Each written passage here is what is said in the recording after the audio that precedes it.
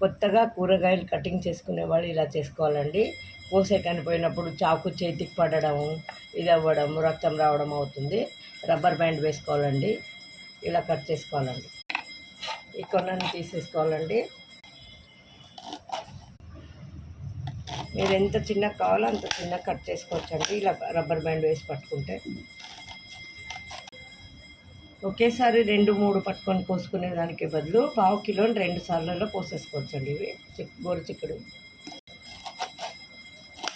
ఎప్పుడు కూరగాయలు ఇంట్లో కటింగ్ చేయని వాళ్ళు అమ్మాయిలు కానీ అబ్బాయిలు కానీ ఏదైనా ఎమర్జెన్సీ వచ్చినప్పుడు కోసేదానికి ఎవరైనా చెప్తే ఇలా కట్ చేసుకోవాలండి. టూత్ పిక్ ఉండని లాలీపాప్ స్టిక్ని ఇలా గుచ్చుకొని కట్ చేసుకోవాలండి. చేతికి చాకు పడదు. లాలీపాప్ స్టిక్స్ రబ్బర్ బ్యాండ్తో ఈజీగా కూరగాయలు కటింగ్ ఇలా చేసుకోవాలండి. బీన్స్, బెండకాయ, చిక్కుడుకాయ కట్ చేసుకోవచ్చండి.